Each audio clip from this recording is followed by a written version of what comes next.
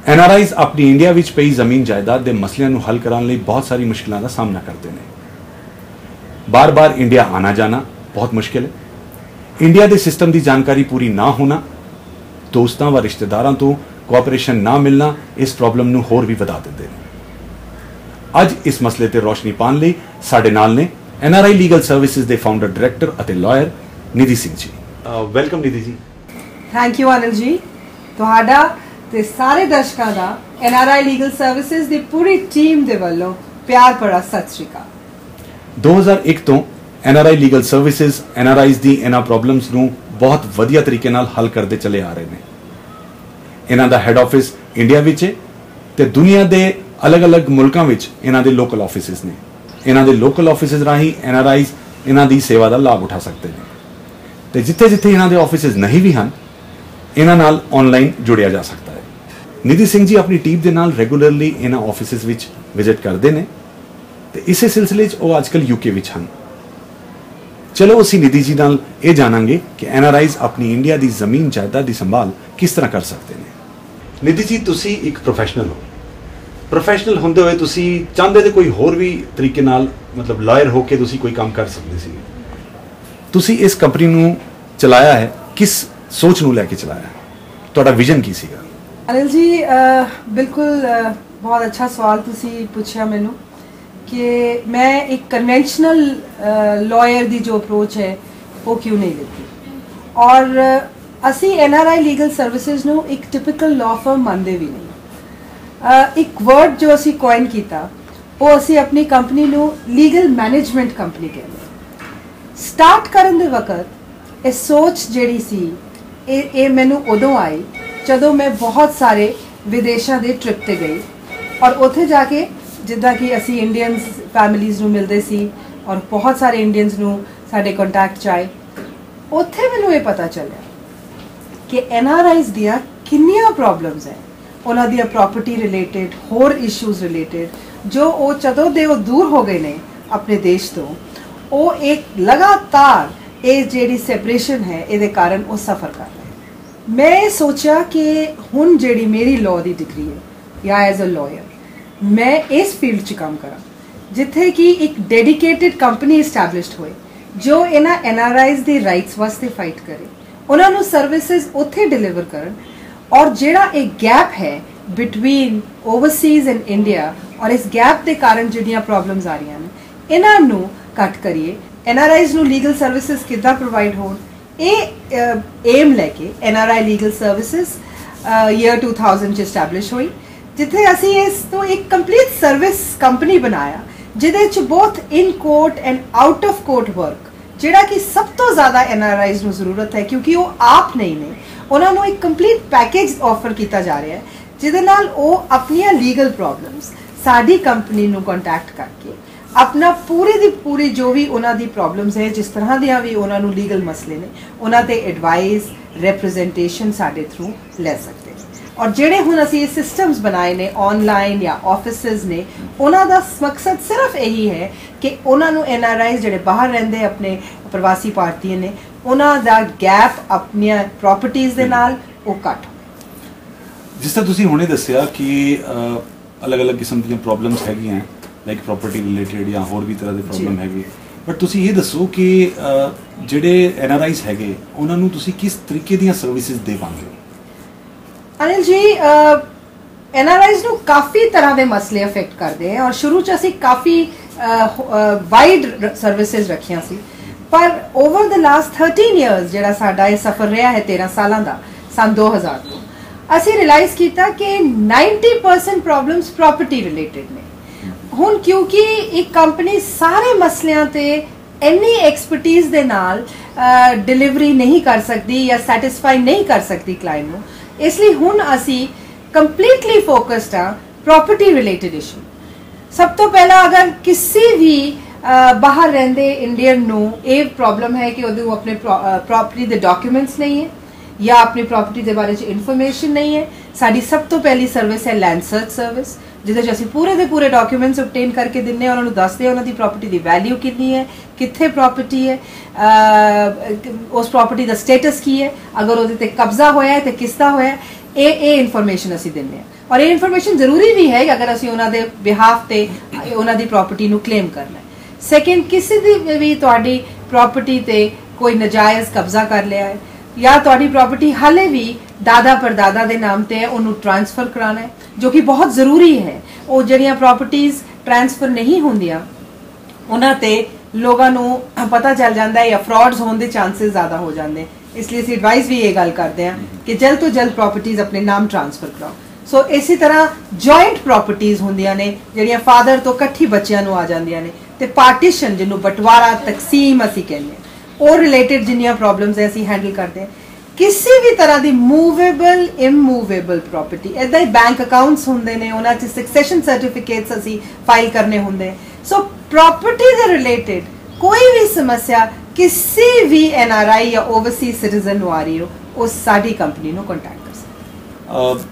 ਜਿਹੜਾ ਸਿਸਟਮ ਜਿਸ ਤਰ੍ਹਾਂ ਤੁਸੀਂ ਦੱਸਿਆ ਕਿ ਦਾਦਾ ਪੜਦਾਦਾ ਦੀ ਉਸ ਟਾਈਮ ਦੀਆਂ ਜ਼ਮੀਨਾਂ ਤੇ ਕੋਈ ਪ੍ਰੋਬਲਮਸ ਹੈਗੇ, ਕੋਈ ਇਸ਼ੂਜ਼ ਹੈਗੇ, ਅਗਰ ਇਹ ਦਾਦਾ ਪੜਦਾਦਾ ਦੀ ਗੱਲ ਅਸੀਂ ਕਰ ਰਹੇ ਹਾਂ ਤਾਂ ਇੰਨੀ ਪੁਰਾਣੀ ਗੱਲ ਹੈ। ਹਾਂਜੀ। ਤੇ ਇੰਨੀ ਪੁਰਾਣੀ ਗੱਲ ਹੁੰਦੇ ਹੋਏ ਵੀ ਅੱਜ ਤੱਕ ਕਈ ਲੋਕਾਂ ਨੂੰ ਸ਼ਾਇਦ ਸੋਲੂਸ਼ਨ ਨਹੀਂ ਮਿਲ ਪਾਏ ਇਹਨਾਂ ਚੀਜ਼ਾਂ ਦੇ, ਤੇ ਤੁਸੀਂ ਜਿਹੜਾ ਸੋਲੂਸ਼ਨ ਪ੍ਰੋਵਾਈਡ ਕਰਦੇ ਹੋ ਉਸ ਸੋਲੂਸ਼ਨ ਜਿਹੜਾ ਅੱਜ ਤੱਕ ਨਹੀਂ ਕਰਾ ਪਾਏ ਤੇ ਜਿਹੜਾ ਤੁਸੀਂ ਕਰਾ ਪਾਓਗੇ ਉਸ ਸਿਸਟਮ ਦੇ ਵਿੱਚ ਕੀ ਫਰਕ ਹੈ? ਅਨਿਲ ਜੀ, ਸਿਸਟਮ ਉਹੀ ਹੈ, ਕਾਨੂੰਨ ਉਹੀ ਹੈ, ਅਪਰੋਚ ਸਾਡੀ ਡਿਫਰੈਂਟ। ਅਪਰੋਚ ਇਹ ਹੈ ਕਿ ਜੋ ਸਾਡਾ ਐਕਸਪੀਰੀਅੰਸ ਸਾਨੂੰ ਦੱਸਦਾ ਹੈ ਕਿ 70 to 80% ਪ੍ਰੋਬਲਮਸ NRIs ਦੇ ਨਾ ਹੋਣ ਦੇ ਕਾਰਨ ਜਾਂ ਪ੍ਰੋਪਰ ਫੋਲੋਅਪਸ ਨਾ ਹੋਣ ਦੇ ਕਾਰਨ ਆਉਂਦੀਆਂ ਨੇ। ਕਾਨੂੰਨ ਹੈ, ਡਿਲੇਡ ਸਿਸਟਮਸ ਨੇ, ਔਰ ਜੋ ਲੋਕ ਸ਼ਾਇਦ ਇੱਥੇ ਨੇ ਉਹ ਲਾਲਚ 'ਚ ਪੈ ਗਏ ਨੇ। ਮੋਸਟਲੀ ਪ੍ਰੋਬਲਮਸ ਇਹ ਹੈ ਕਿ ਉਹਨਾਂ ਨੂੰ ਕੋਈ ਵੀ ਉਹਨਾਂ ਦਾ ਆਪਣਾ ਰੈਪਰੈਜ਼ੈਂਟੇਟਿਵ ਜਾਂ ਉਹਨਾਂ ਦਾ ਆਪਣਾ ਕੋਈ ਵੀ ਟਰਸਟਵਰਦੀ ਪਰਸਨ ਇੱਥੇ ਪ੍ਰੈਜ਼ੈਂਟ ਨਹੀਂ ਹੈ ਜੋ ਉਹਨਾਂ ਦੀਆਂ ਪ੍ਰੋਬਲਮਸ ਨੂੰ ਦੇਖੇ ਜਾਂ ਉਹਨਾਂ ਦੇ ਬਿਹਾਫ ਤੇ ਲੜੇ ਜਾਂ ਕਾਨੂੰਨ ਤੋਂ ਉਹਨਾਂ ਨੂੰ ਉਹ ਪ੍ਰਾਪਰਟੀਜ਼ ਦਿਲਾਏ। ਜਿਨ੍ਹਾਂ ਲੋਕਾਂ ਨਾਲ ਉਹਨਾਂ ਦੀਆਂ ਪ੍ਰੋਬਲਮਸ ਹੈ ਉਹ ਉਹਨਾਂ ਦੇ ਆਪਣੇ ਬ੍ਰਦਰ ਸਿਸਟਰਸ ਹੈ 90% ਕੇਸਿਸ 'ਚ। ਸੋ ਔਰ ਉਹ ਖੁਦ ਇੱਥੇ ਆਪਣੇ ਕੇਸਿਸ ਲਈ ਪੈਰਵੀ ਨਹੀਂ ਕਰ ਸਕਦੇ। ਸੋ ਅਸੀਂ ਇੱਕ ਤਰ੍ਹਾਂ ਦੇ ਨਾਲ ਉਹਨਾਂ ਦੇ ਰਿਪਰੈਜ਼ੈਂਟੇਟਿਵਸ ਬਣ ਕੇ, ਉਹਨਾਂ ਦੇ ਲਾਇਰਸ ਬਣ ਕੇ, ਉਹਨਾਂ ਦੇ ਬਿਹਾਫ ਤੇ ਉਹਨਾਂ ਦੀ ਸਾਰੀ ਜੋ ਵੀ ਉਹਨਾਂ ਦੀ ਲੀਗਲ ਰਿਕੁਆਇਰਮੈਂਟਸ ਹੈ ਉਹ ਪੂਰੀਆਂ ਕਰਦੇ ਹਾਂ। ਇਹ ਨਹੀਂ ਹੈ ਕਿ ਦਾਦਾ ਪਰਦਾਦਾ ਦੇ ਟਾਈਮ ਤੋਂ ਪ੍ਰਾਪਰਟੀ ਚੱਲੀ ਆ ਰਹੀ ਹੈ, ਤੇ ਇਨਫੈਕਟ ਜਿਹੜੀਆਂ ਐਂਸੈਸਟਰਲ ਪ੍ਰਾਪਰਟੀਜ਼ ਹੁੰਦੀਆਂ ਨੇ ਦਾਦਾ ਪਰਦਾਦਾ ਦੇ ਟਾਈਮ ਦੀਆਂ ਹੁੰਦੀਆਂ ਨੇ, ਤੁਸੀਂ ਜਾਣ ਕੇ ਹੈਰਾਨ ਹੋਗੇ ਕਿ ਉਹਨਾਂ ਦਾ ਹੱਕ, ਕਿਸੇ ਦਾ ਵੀ ਉਹ ਹੱਕ ਮਾਰਨਾ ਇਨਫੈਕਟ ਇੰਪੋਸੀਬਲ ਹੈ। ਲੇਕਿਨ ਅਗਰ ਤੁਹਾਨੂੰ ਪਤਾ ਹੈ ਕਿ ਤੁਹਾਡੀ ਪ੍ਰਾਪਰਟੀ ਦੇ ਨਾਲ ਕੁਝ ਹੋਇਆ ਹੈ ਜਾਂ ਉਹ ਕਿਸੇ ਨੇ ਕਬਜ਼ਾ ਕਰ ਲਿਆ ਜਾਂ ਕਿਸੇ ਨੇ ਗਲਤ ਟ੍ਰਾਂਸਫਰ ਕਰ ਲਿਆ ਔਰ ਤੁਸੀਂ ਬਹੁਤ ਸਾਲਾਂ ਤੇ ਸੋ ਰਹੇ ਹੋ, ਤਾਂ ਲੀਗਲ ਰਾਈਟ ਤੁਹਾਡਾ ਐਂਡ ਹੋ ਚੁੱਕਾ ਹੈ ਤੇ ਅਸੀਂ ਵੀ ਕੁਝ ਨਹੀਂ ਕਰ ਸਕਦੇ। ਪਰ ਅਗਰ ਕਿਸੇ ਵੀ ਐਸੇ NRI ਦਾ ਜਾਂ ਓਵਰਸੀਜ਼ ਸਿਟੀਜ਼ਨ ਦਾ ਜਿਹਦਾ ਲੀਗਲ ਰਾਈਟ ਹਾਲੇ ਜ਼ਿੰਦਾ ਹੈ, ਔਰ ਉਹ ਸਾਨੂੰ ਇਹ ਗੱਲ ਦੀ ਅਸੀਂ ਜਦੋਂ ਵੈਰੀਫਾਈ ਕਰਦੇ ਹਾਂ, ਇਹ ਗੱਲ ਅਸੀਂ ਵੈਰੀਫਾਈ ਕਰਕੇ ਉਹਨਾਂ ਨੂੰ ਦੱਸਦੇ ਹਾਂ, ਅਗਰ ਉਹ ਹੱਕ ਹੈ ਤੇ ਅਸੀਂ ਇਸ ਚੀਜ਼ ਦੀ ਕਮਿਟਮੈਂਟ ਦਿੰਦੇ ਹਾਂ ਕਿ ਅਸੀਂ ਉਹ ਰਾਈਟ ਉਹਨਾਂ ਨੂੰ ਦਿਲਾਵਾਂਗੇ। ਇਸ ਦਾ ਮਤਲਬ ਜਿਹੜੀ ਤੁਸੀਂ ਗੱਲ ਕਰ ਰਹੇ ਸੀਗੇ ਕਿ ਜਿਹੜੀ ਪੁਰਾਣਾ ਸਿਸਟਮ ਜਿਹੜਾ ਜੋ ਕੁਝ ਵੀ ਸੀਗਾ ਕਿ people head dependent on their own people in India, ਜਿਹੜੇ ਆਪਣੇ ਰਿਸ਼ਤੇਦਾਰਾਂ ਤੇ ਡਿਪੈਂਡ ਕਰਦੇ ਸੀਗੇ, ਤੇ ਕਿਤੇ ਨਾ ਕਿਤੇ ਜਿਹੜੇ ਉਹਨਾਂ ਦੇ ਰਿਸ਼ਤੇਦਾਰ ਸੀਗੇ ਇੱਥੇ, ਉਹਨਾਂ ਦਾ ਇੰਟਰਸਟ ਨਹੀਂ ਹੋਏਗਾ ਕਿ ਉਹ ਉਹਨਾਂ ਨੂੰ ਹੱਕ ਮਿਲ ਸਕੇ। ਸ਼ਾਇਦ ਇੱਕ ਇਹ ਰੀਜ਼ਨ ਹੋ ਸਕਦਾ ਹੈ ਕਿ ਉਹਨਾਂ ਨੂੰ ਉਸ ਚੀਜ਼ ਦਾ ਸੋਲੂਸ਼ਨ ਨਹੀਂ ਮਿਲ ਪਾਇਆ। ਬਿਲਕੁਲ, देयर आर 2 ਰੀਜ਼ਨਸ ਅਨਿਲ ਜੀ। ਵਨ ਇਜ਼ ਕਿ ਉਹਨਾਂ ਦੀ ਲੜਾਈ ਹੀ ਆਪਣਿਆਂ ਨਾਲ ਹੈ ਤੇ ਉਹ ਕਿਦੇ ਕੋਲ ਜਾਣ ਜਾਂ ਕਿਦੇ ਤੋਂ ਕਿਹਨੂੰ ਟਰਸਟ ਕਰਨ, that's a separate issue. The other is ਕਿ ਸਪੋਜ਼ਿੰਗ ਤੁਹਾਡਾ ਕੋਈ ਕਜ਼ਨ ਹੈ ਜੋ ਕਿ ਮੈਂ ਦੇਖਦੀ ਹਾਂ ਜਾਂ ਕੋਈ ਹੋਰ ਥਰਡ ਪਾਰਟੀ ਹੈ ਜਿਹਦੇ ਨਾਲ ਤੁਹਾਡਾ ਕੋਈ ਡਿਸਪਿਊਟ ਨਹੀਂ ਹੈ, ਜਦੋਂ ਤੁਸੀਂ ਉਹਨੂੰ ਕੇਸ ਦੀ ਪੈਰਵੀ ਕਰਨ ਨੂੰ ਦਿੰਦੇ ਹੋ, ਥੋੜੀ ਦੇਰ ਉਹ ਆਪਣਾ ਕੰਮ ਚੋਂ ਟਾਈਮ ਕੱਢ ਕੇ ਤੁਹਾਡੇ ਕੋਰਟ 'ਚ ਵੀ ਜਾਂਦਾ ਹੈ, ਕਚਹਿਰੀ 'ਚ ਵੀ ਜਾਂਦਾ ਹੈ, ਤੁਹਾਡਾ ਕੰਮ ਵੀ ਕਰ ਦਿੰਦਾ ਹੈ, ਬਟ ਇੰਨੀ ਦੇਰ ਤੱਕ ਸਪੋਰਟ ਨਹੀਂ ਕਰ ਸਕਦਾ ਔਰ ਉਹ ਸਾਰੀ ਦੀ ਸਾਰੀ ਜਿਹੜੀ ਐਫਰਟ ਹੁੰਦੀ ਹੈ ਉਹ ਅੱਗੇ ਜਾਂਦੀ ਹੀ ਨਹੀਂ, ਕਿਉਂਕਿ ਇੱਥੇ ਤੁਸੀਂ ਜਾਂ ਤੁਹਾਡਾ ਕੋਈ ਰਿਪਰੈਜ਼ੈਂਟੇਟਿਵ ਨਹੀਂ ਹੈ। ਇਸ ਲਈ ਜਿਹੜੀ ਇਹ ਫਰਕ ਇਸ ਲਈ ਸਾਡਾ ਔਰ ਲਾਇਰਸ ਦਾ ਆ ਜਾਂਦਾ ਹੈ ਕਿ ਅਸੀਂ ਕਿਉਂਕਿ ਡੋਮੈਸਟਿਕ ਵਰਕ ਕਰਦੇ ਹੀ ਨਹੀਂ, ਸਾਡਾ ਸਾਰੀ ਕੰਪਨੀ ਦਾ ਜਿਹੜਾ ਸਟਰੈਂਥ ਹੈ ਉਹ ਸਾਡੇ ਓਵਰਸੀਜ਼ ਕਲਾਇੰਟਸ ਹੈ। ਸਾਨੂੰ ਹਰ ਇੱਕ ਕੇਸ ਨੂੰ ਸੋਲਵ करके और क्विकली रिजॉल्व करके देना पैंदा है ताकि साड़ी रेपुटेशन बने। और इसलिए जो साढ़े कोल केस आ जाता है ਅਸੀਂ ਉਹਨੂੰ ਕੰਪਲੀਟ ਸਰਵਿਸਿਜ਼ ਪ੍ਰੋਵਾਈਡ ਕਰਦੇ ਹਾਂ ਔਰ ਕੋਸ਼ਿਸ਼ ਕਰਦੇ ਹਾਂ ਕਿ ਜਲਦ ਤੋਂ ਜਲਦ ਇਫੈਕਟਿਵਲੀ ਕਮਿਊਨੀਕੇਟ ਕਰਕੇ ਅਸੀਂ ਉਹ ਕੇਸਿਸ ਸੋਲਵ ਕਰੀਏ ਤਾਂ ਕਿ ਸਾਡੀ ਰੈਪਿਊਟੇਸ਼ਨ ਬਣੇ, ਵਰਡ ਆਫ ਮਾਊਥ ਸਾਡੀ ਓਵਰਸੀਜ਼ ਕਮਿਊਨਿਟੀ 'ਚ ਸਾਡਾ ਨਾਮ ਹੋਏ ਔਰ ਸਾਨੂੰ ਜ਼ਿਆਦਾ ਤੋਂ ਜ਼ਿਆਦਾ ਲੋਕਾਂ ਤੱਕ ਪਹੁੰਚਣ ਦਾ ਮੌਕਾ ਮਿਲੇ। ਤੇ ਤੁਸੀਂ ਆਪਣੀ ਸਟਰੈਂਥ ਕੀ ਮੰਨਦੇ ਹੋ ਇਸ ਕੰਮ ਨੂੰ ਕਰਨ ਵਿੱਚ? ਮਤਲਬ ਤੁਹਾਡੀ ਕੀ ਸਟਰੈਂਥ ਹੈਗੀ ਮੇਜਰ, ਜਿਹੜਾ ਤੁਸੀਂ ਸਾਡੇ ਲੋਕਾਂ ਨੂੰ ਦੱਸਣਾ ਚਾਹੁੰਦੇ ਹੋ? ਮੇਜਰ ਸਟਰੈਂਥ ਹੈ ਸਾਡੀ commitment, honesty, integrity, professionalism, and the most important, love for my country India। और ਅਸੀਂ ਕੋਸ਼ਿਸ਼ ਕਰ ਰਹੇ ਹਾਂ ਆਪਣੇ ਇੱਕ ਛੋਟੇ ਜਿਹੇ ਤਰੀਕੇ ਨਾਲ ਇਸ ਨਾਮ ਨੂੰ ਇੰਪਰੂਵ ਕਰੀਏ ਔਰ ਲੀਗਲ ਫਰਟਰਨਿਟੀ ਦਾ ਨਾਮ ਇੰਪਰੂਵ ਹੋਏ ਔਰ ਲੋਕਾਂ ਨੂੰ ਇਹ ਪਤਾ ਚੱਲੇ ਕਿ ਸਾਰੇ ਲੋਕ ਗਲਤ ਕੰਮ ਨਹੀਂ ਕਰਦੇ, ਪ੍ਰੋਫੈਸ਼ਨਲ ਵਰਕ ਇੰਡੀਆ 'ਚ ਹੁੰਦਾ ਹੈ। ਇਹ ਮਾਈਂਡ 'ਚ ਆਈਡੀਆ ਸੀਗਾ ਜਦੋਂ ਇਹ ਕੰਪਨੀ ਸਟਾਰਟ ਕੀਤੀ ਸੀ ਔਰ ਬਹੁਤ ਖੁਸ਼ੀ ਹੁੰਦੀ ਹੈ ਮੈਨੂੰ ਇਹ ਸ਼ੇਅਰ ਕਰਕੇ ਵਿਊਅਰਸ ਨਾਲ, ਤੁਹਾਡੇ ਨਾਲ, ਕਿ ਇਸੇ ਰਸਤੇ ਤੇ ਚੱਲਦੇ ਹੋਏ ਅੱਜ ਅਸੀਂ ਇੱਕ ਛੋਟੇ ਜਿਹੇ ਆਫਿਸ ਤੋਂ ਕਮ ਸੇ ਕਮ 14-15 ਕੰਟਰੀਜ਼ 'ਚ ਸਾਡੇ ਆਫਿਸਿਸ ਨੇ ਔਰ ਬਹੁਤ ਸਾਰੇ ਲੋਕਾਂ ਤੱਕ ਸਾਡੀ ਪਹੁੰਚ ਹੈ ਔਰ ਬਹੁਤ ਲੋਕਾਂ ਦੇ ਬਹੁਤ ਸਕਸੈਸਫੁਲ ਸਾਡੇ ਕੇਸਿਸ ਨੇ ਜਿਹੜੇ ਸਾਨੂੰ ਲੋਕਾਂ ਨੇ ਚਿੱਠੀਆਂ ਭੇਜੀਆਂ ਨੇ, ਲੋਕਾਂ ਨੇ ਟੈਸਟੀਮੋਨੀਅਲਸ ਭੇਜੇ ਨੇ ਔਰ ਅਭੀ ਦਿਨ 'ਚ ਕਈ ਫੋਨਸ ਆਉਂਦੇ ਨੇ ਜਿਹੜੇ ਲੋਕ ਸੈਟਿਸਫਾਈਡ ਨੇ। hundreds of people we are reaching out ਜਿਨ੍ਹਾਂ ਨੂੰ ਅਸੀਂ ਇਹ ਸਰਵਿਸਿਜ਼ ਉੱਥੇ ਬੈਠੇ ਬਿਨਾਂ ਉਹਨਾਂ ਦੇ ਟਰੈਵਲ ਕੀਤੇ ਦੇ ਰਹੇ ਹਾਂ ਔਰ ਇਸੇ ਤਰ੍ਹਾਂ ਉਮੀਦ ਕਰਦੇ ਹਾਂ ਕਿ ਅਸੀਂ ਇਸ ਖੇਤਰ 'ਚ ਕੰਮ ਕਰਦੇ ਰਵਾਂਗੇ ਔਰ ਜ਼ਿਆਦਾ ਤੋਂ ਜ਼ਿਆਦਾ ਲੋਕ ਸਾਡੀ ਸਰਵਿਸਿਜ਼ ਦਾ ਫਾਇਦਾ ਉਠਾਉਣਗੇ। ਅੱਛਾ, ਮੈਂ ਇੱਕ ਚੀਜ਼ ਚਾਹਾਂਗਾ, ਤੁਸੀਂ ਦਰਸ਼ਕਾਂ ਨੂੰ ਇਹ ਦੱਸੋ ਕਿ ਤੁਹਾਡਾ ਐਕਚੁਅਲੀ ਵਰਕਿੰਗ ਦਾ ਸਿਸਟਮ ਕੀ ਹੈ? ਲਾਈਕ ਤੁਸੀਂ ਇੰਡੀਆ 'ਚ ਬੈਠੇ ਹੋ ਤੇ ਤੁਹਾਡੇ ਆਫਿਸ ਜਿਸ ਤਰ੍ਹਾਂ ਤੁਸੀਂ ਦੱਸੇ ਕਿ ਅਲੱਗ-ਅਲੱਗ ਜਗ੍ਹਾ 'ਚ ਤੁਹਾਡੇ ਆਫਿਸ ਵੀ ਹੈਗੇ, ਤੇ are you visiting these places ਔਰ ਕਿਸ ਤਰ੍ਹਾਂ ਤੁਸੀਂ ਕਰਦੇ ਹੋ? ਕੀ ਤੁਹਾਡਾ ਤਰੀਕਾ ਕੀ ਹੈਗਾ ਇਸ ਕੰਮ ਨੂੰ ਕਰਨ ਦਾ? ਰਾਈਟ ਅਨਿਲ ਜੀ, ਸਭ ਤੋਂ ਪਹਿਲਾਂ ਤਾਂ ਲੈਟਸ ਅੰਡਰਸਟੈਂਡ ਕਿ ਪ੍ਰੋਬਲਮ ਦਾ ਜੈਨੇਸਿਸ ਕੀ ਹੈ, ਇੰਨੀ ਪ੍ਰੋਬਲਮ ਕਿਉਂ ਹੈ, ਇੰਨੀ ਜ਼ਿਆਦਾ ਇਹ ਮਸਲਾ NRIs ਦੀ ਪ੍ਰਾਪਰਟੀਜ਼ ਦਾ ਆਮ ਸਾਰਿਆਂ ਨੂੰ ਇਹੀ ਸੁਣਨ ਚਾਹੁੰਦਾ ਹੈ, ਬਹੁਤ ਪ੍ਰੋਬਲਮਸ ਹੈ, ਬਹੁਤ ਪ੍ਰੋਬਲਮਸ ਹੈ। ਜੈਨੇਸਿਸ ਆਫ ਪ੍ਰੋਬਲਮ ਇੱਕ ਹੈ, ਉਹ ਆਪ ਨਹੀਂ ਨੇ, ਜਿੱਥੇ ਉਹ ਆਪ ਨਹੀਂ ਨੇ ਇੰਡੀਆ ਵਰਗੀ ਕੰਟਰੀ 'ਚ ਉਹ ਆਪਣੀ ਪ੍ਰਾਪਰਟੀ ਦੀ ਦੇਖਭਾਲ ਆਪ ਨਹੀਂ ਕਰ ਸਕਦੇ ਔਰ ਉਹਨਾਂ ਦੀ ਐਬਸੈਂਸ 'ਚ ਉਹਨਾਂ ਦੀ ਪ੍ਰਾਪਰਟੀਜ਼ ਨਾਲ ਫਰਾਡ ਹੋ ਜਾਂਦਾ, ਇਹ ਤਾਂ ਪ੍ਰੋਬਲਮ। ਲੇਕਿਨ ਸਪੋਜ਼ਿੰਗ ਹੁਣ ਪ੍ਰੋਬਲਮ ਆ ਗਈ, ਉਹਨੂੰ ਫਾਈਟ ਕਰਨ ਦੀ ਕੀ ਪ੍ਰੋਬਲਮ ਆਉਂਦੀ ਹੈ? ਸਭ ਤੋਂ ਜ਼ਿਆਦਾ ਵੱਡੀ ਇਹ ਨਹੀਂ ਹੈ ਕਿ ਸਾਰੇ ਵਕੀਲ ਕੰਮ ਨਹੀਂ ਕਰਦੇ, ਇੱਥੇ ਸਿਸਟਮ ਕੰਮ ਨਹੀਂ ਕਰਦਾ, that is not the issue. ਇਹ ਗਲਤਫਹਿਮੀ ਹੈ, ਗਲਤਫਹਿਮੀ ਹੈ। ਇਸ਼ੂ ਇਹ ਹੈ ਕੋਈ ਵਕੀਲ ਵੀ ਬਿਨਾ direct communication from the client, regular direct communication ਜਦ ਤੱਕ ਕਲਾਇੰਟ ਦੇ ਨਾਲ ਨਹੀਂ ਹੋਏਗੀ ਤੇ ਉਹ ਕੇਸ ਅੱਗੇ ਨਹੀਂ ਚੱਲ ਸਕਦਾ। ਜਿਹੜੇ ਲੋਕਲ ਲੋਕ ਨੇ ਉਹ ਜਾ ਕੇ ਸਵੇਰੇ ਜਿੱਦਣ ਡੇਟ ਹੁੰਦੀ ਹੈ ਕੋਰਟ 'ਚ ਬੈਠ ਜਾਂਦੇ ਨੇ, ਵਕੀਲ ਦੇ ਸਿਰ ਤੇ ਹੁੰਦੇ ਨੇ ਔਰ ਵਕੀਲ ਨੂੰ ਮੈਨੇਜ ਕਰਦੇ ਨੇ ਵੀ ਚਲੋ ਮੇਰਾ ਕੇਸ ਲੱਗਿਆ, ਵਕੀਲ ਸਾਹਿਬ ਕੀ ਲਿਆਵਾਂ, ਕੀ ਪੇਪਰ ਦੇਵਾਂ, ਕੀ ਮੈਂ ਤੁਹਾਨੂੰ ਸਪੋਰਟ ਕਰ ਸਕਦਾ। ਲੇਕਿਨ ਕਿਉਂਕਿ ਜਿਹੜਾ ਬਾਹਰ ਰਹਿੰਦੇ ਕਲਾਇੰਟਸ ਨੇ ਉਹ ਆਪ ਹੁੰਦੇ ਨਹੀਂ, ਉਹਨਾਂ ਕੋਲ ਪਿੱਛੇ ਕੋਈ ਟਰਸਟਵਰਦੀ ਬੰਦਾ ਇੰਨੇ ਇੰਟਰਸਟ ਲੈਣ ਵਾਲਾ ਹੁੰਦਾ ਨਹੀਂ ਔਰ ਵਕੀਲ ਨੂੰ ਵੀ ਇਹ ਪਤਾ ਹੈ ਕਿ ਉਹ ਆਪ ਹੈ ਨਹੀਂ, ਤਿਆਰੀ ਪੂਰੀ ਹੋਈ ਨਹੀਂ, ਕਮਿਊਨੀਕੇਸ਼ਨ ਇੰਨੀ ਦੂਰੋਂ ਆਈ ਨਹੀਂ, ਚਲੋ ਅਗਲੀ ਡੇਟ ਔਰ ਅਗਲੀ ਡੇਟ, ਤਾਰੀਖ ਪੇ ਤਾਰੀਖ ਇਹਨੂੰ ਜਿੱਦਾਂ ਆਮ ਅਸੀਂ ਸੁਣਨ ਚਾਹੁੰਦਾ। ਅਸੀਂ ਜਿਹੜੀ ਆਪਣੀ ਸਟਰੈਂਥ ਮੰਨਦੇ ਹਾਂ ਔਰ ਅਸੀਂ ਸਕਸੈਸ ਵੀ ਇਸ ਲਈ ਹੋਏ ਹਾਂ, ਇਸ ਲਈ ਨਹੀਂ ਕਿ ਅਸੀਂ ਕੋਈ ਨਵਾਂ ਸਿਸਟਮ ਚਾਲੂ ਕੀਤਾ ਜਾਂ ਨਵਾਂ ਲੀਗਲ ਸਿਸਟਮ ਹੈ। ਸਾਡੀ ਸਟਰੈਂਥ ਹੈ ਸਾਡੇ ਕਮਿਊਨੀਕੇਸ਼ਨ ਸਿਸਟਮ। ਅਸੀਂ ਜਗ੍ਹਾ ਜਗ੍ਹਾ ਡਾਇਰੈਕਟ ਆਫਿਸਿਸ ਖੋਲੇ, ਇਹ ਡਾਇਰੈਕਟ ਆਫਿਸਿਸ ਸਾਰੇ ਵੀਡੀਓ ਲਿੰਕਡ ਹੈ ਹੈਡ ਆਫਿਸ ਨਾਲ। ਕਲਾਇੰਟ ਸਾਡੇ ਆਫਿਸ ਆਏ ਸਾਡੇ ਨਾਲ ਵੀਡੀਓ ਦੇ ਰਾਹੀਂ, ਲੋਕਲ ਆਫਿਸਿਸ USA 'ਚ, ਕੈਨੇਡਾ 'ਚ, ਅਮਰੀਕਾ 'ਚ, ਸਾਰੀ ਜਗ੍ਹਾ ਉਹ ਆਉਂਦੇ ਨੇ ਔਰ ਉਹ ਡਾਇਰੈਕਟ ਵੀਡੀਓ ਦੇ ਰਾਹੀਂ ਸਾਡੇ ਨਾਲ ਗੱਲਬਾਤ ਕਰਦੇ ਨੇ, ਸਾਨੂੰ ਡਾਕੂਮੈਂਟਸ ਦਿਖਾਉਂਦੇ ਨੇ, ਉੱਥੇ ਹੀ ਅਸੀਂ ਉਹਨਾਂ ਨੂੰ ਫ੍ਰੀ ਐਡਵਾਈਸ ਔਰ ਕੰਸਲਟੇਸ਼ਨ ਦਿੰਦੇ ਹਾਂ ਔਰ ਉੱਥੇ ਸਾਰੀ ਉਹਨਾਂ ਦੀਆਂ ਲੀਗਲ ਜੋ ਪ੍ਰੋਬਲਮਸ ਹੈ ਉਹ ਸੁਣਨੇ ਆ ਔਰ ਉਹਨਾਂ ਨੂੰ ਉਹਦਾ ਸੋਲੂਸ਼ਨ ਪ੍ਰੋਵਾਈਡ ਕਰਦੇ ਹਾਂ। ਨੰਬਰ 2, ਪੂਰਾ ਸਿਸਟਮ ਸਾਡਾ ਆਨਲਾਈਨ ਹੈ। ਅਗਰ ਅਸੀਂ ਇੰਨਾ ਵੱਡਾ ਨੈਟਵਰਕ ਸਕਸੈਸਫੁਲੀ ਰਨ ਕਰਨਾ ਹੈ, ਇਹ ਬਿਨਾ ਆਨਲਾਈਨ ਸਿਸਟਮਸ ਦੇ ਨਹੀਂ ਹੁੰਦਾ।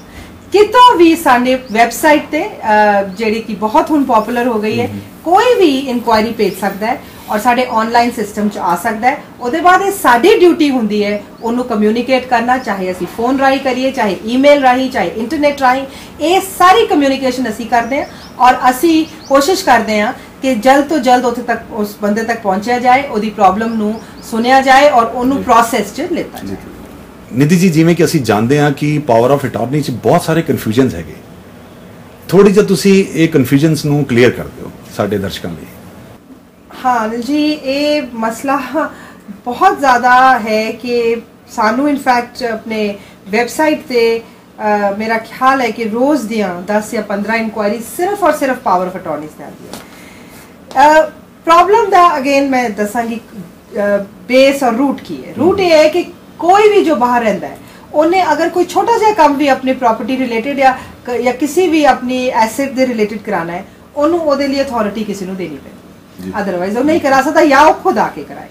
ਹੁਣ प्रॉब्लम्स ये आंदियां ने कि पावर ऑफ अटॉर्नीज ਦੀ ਜਿਹੜੀ ਕਨਫਿਊਜ਼ਨ ਹੈ ਉਹਦੇ ਬਾਰੇ ਚ क्योंकि लैक ऑफ नॉलेज है। ਅਸੀਂ बार-बार अपने कई मैं ਸੈਮੀਨਾਰਸ ਚ ਹੋਰ टीवी इंटरव्यूज ਚ ਹੋਰ ਵੀ ਚੈਨਲਸ ਦੇ ਉੱਤੇ मैं बार-बार ਦੱਸਿਆ ਕਿ पावर ऑफ अटॉर्नीज ਦਾ सिस्टम ਕੀ है। सब तो पहला ये सारे दर्शकों ਨੂੰ मैं ये दसना ਚਾਹਾਂਗੀ कि पावर ऑफ अटॉर्नी दो टाइप ਦੀ ਹੁੰਦੀ ਹੈ, special power of attorney and general power of attorney. जिथे ਤੁਸੀਂ ਵੇਚਣ ਦੀਆਂ ਪਾਵਰਸ ਨਹੀਂ ਦੇਣੀਆਂ ਉਹਨੂੰ ਮੁਖਤਿਆਰਨਾਮਾ ਖਾਸ ਕਹਿੰਦੇ ਆ, that is called special power of attorney. ਹੁਣ ਇਹ ਮੁਖਤਿਆਰਨਾਮਾ ਖਾਸ ਜਿਹੜਾ ਹੁੰਦਾ ਹੈ ਇਹਦੇ ਉੱਤੇ ਲਿਖਿਆ ਹੋਣਾ ਚਾਹੀਦਾ स्पेशल पावर ऑफ अटॉर्नी और थल्ले ਤੁਸੀਂ प्लीज लैंग्वेज पढ़ो। ਜਿਹੜੀਆਂ ਵੀ ਹੁਣ पावर ऑफ अटॉर्नीज ਅਸੀਂ ਬਣਾ ਰਹੇ ਹਾਂ ਉਹਨਾਂ ਤੇ ਵੱਡੇ ਵੱਡੇ ਅੱਖਰਾਂ 'ਚ ਲਿਖਿਆ ਹੁੰਦਾ ਹੈ this power of attorney does not give you a right to sell, exchange, mortgage or gift the property। ਹੁਣ ਇਹ ਨਹੀਂ ਲਿਖਿਆ ਹੋਏਗਾ ਤੇ ਇਹ ਮਿਸਯੂਜ਼ ਹੁੰਦਾ। ਜਨਰਲ ਪਾਵਰ ਆਫ ਅਟਾਰਨੀ ਉਹ ਹੈ ਜੋ ਕਿ ਤੁਸੀਂ ਦਿੰਦੇ ਹੋ ਜਿਹਦੇ 'ਚ ਤੁਸੀਂ ਸੇਲ ਦੀਆਂ ਪਾਵਰਸ ਵੀ ਦਿੰਦੇ ਹੋ, ਜੋ ਕਿ ਮੈਂ ਕਹਾਂਗੀ ਕਦੇ ਵੀ ਕਿਸੇ ਨੂੰ ਨਹੀਂ ਦੇਣਾ ਚਾਹੀਦਾ। ਹੁਣ ਕਈ ਲੋਕ ਇਹ ਪੁੱਛਦੇ हैं जी ਹੁਣ ਪਾਵਰ ਆਫ ਅਟਾਰਨੀ से सेल बंद हो गई है, ऐसा कुछ नहीं होया। पावर ऑफ अटॉर्नी से सेल हाले भी हो रही है। सपोजिंग ਤੁਸੀਂ एक्चुअली किसी ਨੂੰ ਆਪਣੇ ਬ੍ਰਦਰ ਨੂੰ ਟਰਸਟ ਕਰਦੇ ਹੋ और ਉਹਨੂੰ ਉਹ ਤੁਹਾਡੀ ਪ੍ਰਾਪਰਟੀ ਨੂੰ ਹੈਂਡਲ ਕਰਨਾ ਚਾਹੁੰਦਾ और ਤੁਸੀਂ ਦੇਣਾ ਚਾਹ ਰਹੇ ਹੋ ਇਹ ਜਨਰਲ ਪਾਵਰ ਆਫ ਅਟਾਰਨੀ ਤੇ ਤੁਸੀਂ ਦਿਓ ਇਹ ਜਨਰਲ ਪਾਵਰ ਆਫ ਅਟਾਰਨੀ। ਸਿਰਫ ਫਰਕ ਇਹ ਹੈ ਕਿ ਤੁਸੀਂ ਜਿੰਨੂੰ ਵੀ ਆਪਣੀ ਜਨਰਲ ਪਾਵਰ ਆਫ ਅਟਾਰਨੀ ਦਿੰਦੇ ਹੋ ਹੁਣ ਕੁਝ ਰੂਲਸ ਗਵਰਨਮੈਂਟ ਨੇ ਬਣਾਏ।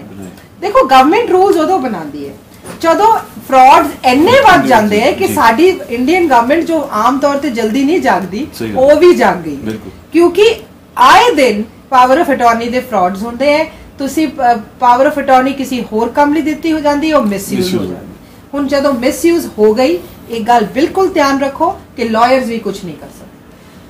ਤੁਹਾਡਾ ਪਾਵਰ ਆਫ ਅਟਾਰਨੀ ਹੋਲਡਰ ਤੁਹਾਡੀ ਪਾਵਰ ਆਫ ਅਟਾਰਨੀ ਤੇ ਜੋ ਵੀ ਐਕਸ਼ਨ ਲਏਗਾ ਉਹ ਤੁਹਾਡਾ ਐਕਸ਼ਨ ਮੰਨਿਆ ਜਾਏਗਾ। ਇਨਫੈਕਟ ਅਗਰ ਤੁਸੀਂ ਕੋਈ ਗਲਤੀ ਵੀ ਕਰ ਰਹੇ ਹੋ ਤੇ ਫਿਰ ਉਹ ਗਲਤੀ ਦਾ ਵੀ ਭੁਗਤਾਨ ਤੁਹਾਨੂੰ ਕਰਨਾ ਪਏਗਾ। So please power of attorney ਦੇਣ ਤੋਂ ਪਹਿਲਾਂ ਬਹੁਤ ਵਾਰੀ ਸੋਚੋ। ਸੈਕੰਡਲੀ ਪਾਵਰ ਆਫ ਅਟਾਰਨੀ ਦੇਣਾ ਚਾਹ ਰਹੇ ਹੋ ਹੁਣ ਅੱਗੇ ਰੂਲਸ ਜਿਹੜੇ ਲੇਟੈਸਟ ਆਏ ਨੇ ਉਹਨੂੰ ਇਹ ਦੱਸਣਾ ਪਏਗਾ ਕਿ ਅਗਰ ਉਹ ਸੇਲ ਕਰ ਰਿਹਾ ਹੈ ਤੇ ਉਹ ਕਿਸ ਅਕਾਊਂਟ 'ਚ ਪੈਸਾ ਜਮ੍ਹਾਂ ਕਰਾ ਰਿਹਾ ਹੈ। ਕੀ ਤੁਸੀਂ ਉਹਨੂੰ ਆਪਣੇ ਅਕਾਊਂਟ 'ਚ ਪੈਸਾ ਜਮ੍ਹਾਂ ਕਰਾਉਣ ਦੀ ਪਾਵਰ ਦੇ ਰਹੇ ਹੋ ਜਾਂ ਉਹ ਤੁਹਾਡੇ ਅਕਾਊਂਟ 'ਚ ਪੈਸਾ ਜਮ੍ਹਾਂ ਕਰਾ ਰਿਹਾ, ਇਹ ਹੁਣ ਲਿਖ ਕੇ ਦੇਣਾ ਪਏਗਾ। ਸੋ ਇਸ ਤਰ੍ਹਾਂ ਦੀਆਂ ਕਈ ਹੁਣ ਅਮੈਂਡਮੈਂਟਸ ਜਾਂ ਚੇਂਜਸ ਜਾਂ ਨਿਊ ਰੂਲਸ ਆ ਗਏ ਨੇ ਜਿਨ੍ਹਾਂ ਨਾਲ ਇਹ ਕੋਸ਼ਿਸ਼ ਕੀਤੀ ਜਾ ਰਹੀ ਹੈ ਕਿ ਜੋ ਇੰਨੇ ਹਜ਼ਾਰਾਂ ਲੱਖਾਂ ਲੋਕਾਂ ਨਾਲ ਪਾਵਰ ਆਫ ਅਟਾਰਨੀ ਤੇ ਉਹਨਾਂ ਦੀਆਂ ਪ੍ਰਾਪਰਟੀਆਂ ਵਿਕ ਗਈਆਂ ਹੈ ਉਹ ਰੁਕਣ, ਉਹ ਫਰਾਡਸ ਰੁਕਣ ਔਰ ਉਹਨਾਂ ਨੂੰ ਪ੍ਰੋਟੈਕਸ਼ਨ ਮਿਲੇ। ਇਹ ਹੈ ਸਾਰੀ ਪਾਵਰ ਆਫ ਅਟਾਰਨੀ। ਓਕੇ ਨਿਧੀ ਜੀ, ਐਨਆਰਆਈਜ਼ ਲਈ ਤੁਸੀਂ ਕੀ ਗਾਈਡਲਾਈਨਸ ਦੇਣਾ ਚਾਹੋਗੇ? अनिल जी मैं बार बार यही किया है और मैं हर बारी जिन्होंने मैंने शायद सुनिया भी होए कहते हुए और दोबारा सुन लें कि मैं सब तो पहला ये गल कहांगी एज एन एनआरआई लॉयर कि या तो प्रॉपर्टी इंडिया च रखो ना, लेकिन अगर रखिए फिर उन्होंने आप मैनेज करो। दूसरिया ते ट्रस्ट करना या दूसरिया दी सुनना बंद करो, क्योंकि जदों तुसी किसी होर नूं अपनी प्रॉपर्टी मैनेज करन लई या ट्रस्ट लई दिंदे हो ਤੁਸੀਂ ਇਹ ਲੈ ਕੇ ਚੱਲੋ ਕਿ ਤੁਹਾਡਾ ਰਿਸ਼ਤਾ ਵੀ ਖਤਮ ਹੋਏਗਾ ਔਰ ਉਹ ਮਿਸਯੂਜ਼ ਵੀ ਕਰੇਗਾ। ਸੈਕੰਡਲੀ ਪ੍ਰਾਪਰਟੀਆਂ ਦੀ ਵੈਲਿਊਜ਼ ਬਹੁਤ ਵੱਧ ਗਈਆਂ ਨੇ ਔਰ ਇੰਡੀਆ ਵਿੱਚ ਫਰਾਡਸ ਹੋਣ ਦੇ ਤਦੀ ਹੀ ਜ਼ਿਆਦਾ ਰੀਜ਼ਨਸ ਨੇ ਕਿ ਲੋਕ ਇੱਥੇ ਲਾਲਚ 'ਚ ਆ ਜਾਂਦੇ, ਵੈਲਿਊਏਸ਼ਨ ਜ਼ਿਆਦਾ ਹੋ ਗਈ। ਥਰਡਲੀ ਇੱਥੇ ਦੇ ਸਿਸਟਮ ਸਲੋ ਹੈ, ਕਰਪਸ਼ਨ ਵੀ ਸਾਡੀ ਕੰਟਰੀ 'ਚ ਹੈ। ਇਹ ਸਾਰੇ ਫੈਕਟਰ ਸਭ ਨੂੰ ਪਤਾ ਹੈ।